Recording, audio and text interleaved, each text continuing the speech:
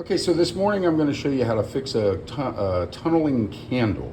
As you can see, this candle is tunneling pretty bad. And as I've said in other videos, it happens to all kinds of candles. This happens to be an Ashland candle. And the cost on this is actually $7. So candles are expensive. I am going to say that the reason this happens usually is because it's not burned long enough. Most people don't realize you should burn most candles up to 4 hours, especially if they're larger vessels. You should burn it at least 4 hours. Smaller vessels, of course, you don't want to overburn those, so maybe a couple hours.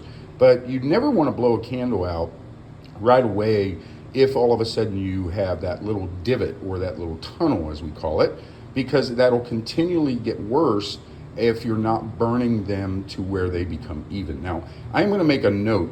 I have noticed in this candle, I don't think this wick is big enough for this vessel, but that's just me. It looks like maybe a number 10, something like that, where it should probably be 20, but that's just my observation.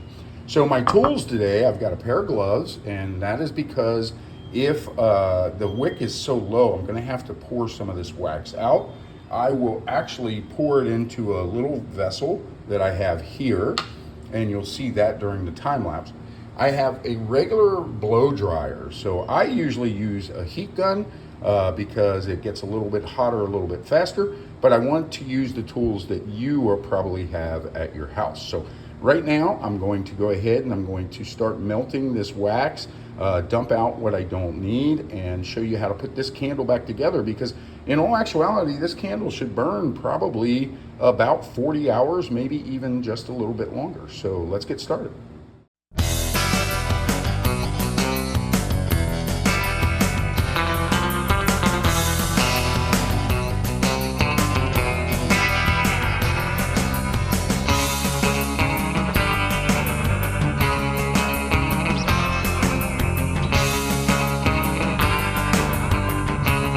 Okay, so as you can see, I poured a lot of wax out to be able to get a wick, and honestly, I have no clue what that is in there wrapped around the wick, but I'm going to go ahead and remove that, and I've got a little bamboo rod here. I'm going to have to stop the video because obviously I can't remove it at the same time, or you know what, let's try it. So I'm going to heat the wax back up.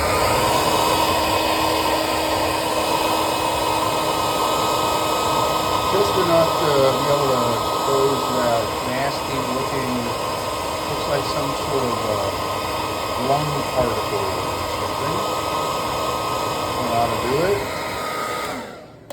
Again, I'm using a regular home blow dryer, so I don't know what that is. This candle was actually given to me by somebody that said, hey, this thing is a mess.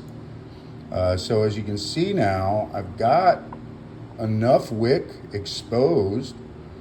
I also don't know why this has, if you can see, it has like a white core to it. So I don't know how this company makes their candles, but what their methodology is, but there's a white core and then you have the lavender color. I'm going to heat it up just a little more. Just to flatten it out.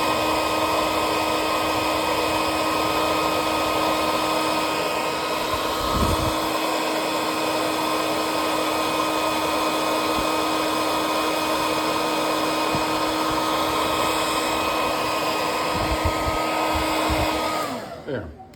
So I might need to heat it just a tad more once it sets up to get that ripple out. Looks like there's a ripple in there, but I think you get the point of the video. This candle, once it sets, I should be able to get more burn time out of it. And as the wick exposed more, it does look like the proper wick. So I'll let this set up. And again, tunneling can happen on all candles, no matter what the brand, no matter what, if it's not burned properly. My suggestion is always, if for some reason you have to put the candle out and then it does get a little bit of an edge or a tunnel on it, just before you relight it, go ahead and get your blow dryer out. It's very important not to overheat your blow dryer. So you might not want to just stick it in there. It'll overheat and then it'll probably trip. So you want to make sure you're, as you saw, I would raise it and let it cool down a little bit. Again, I use a heat gun because it's a lot hotter and it goes a lot faster. But if you don't have a heat gun, a home blow dryer, which is what we were using here, will work just the same. So I'm going to let this set up, and then once it sets up, I will flatten it out and then I'll continue the video.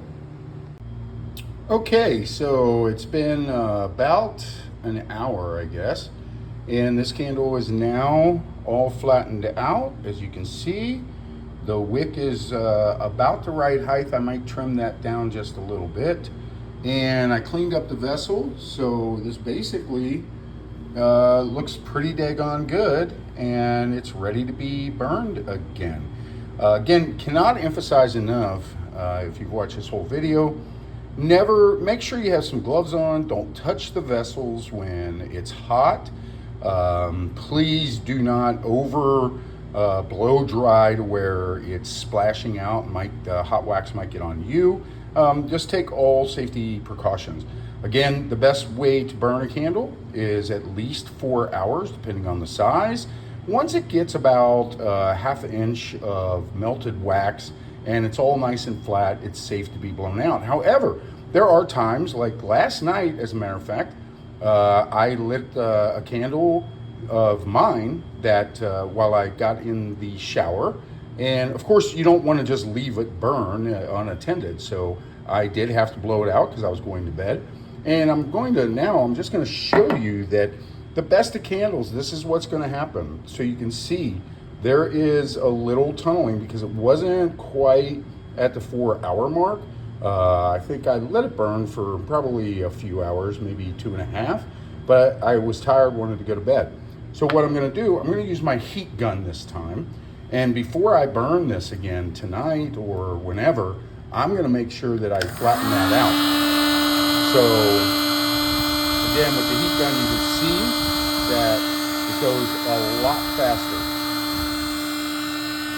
But the vessel does get very, very, very hot. You want to make sure, don't put your heat so close to the vessel. This vessel will actually crack in high heat, because this heat gun is a very hot item. This thing puts out a lot of heat. So as you can see, it's already almost done.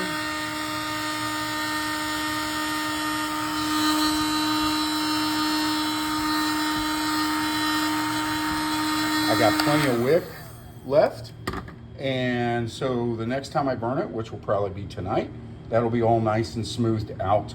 And as long as I let it burn 4 hours in this size vessel, it will burn very nice and evenly. But if I have to blow it out again because I got to leave and I don't want to leave it unattended, I will most definitely just heat it down again, trim the wick, and start all over and just get I usually get about 40, even sometimes 45 hours out of these, which is a long time for a 8-ounce candle. So I hope you enjoyed this video, and please visit us for more information at campuscallers.com or bmgscents.com.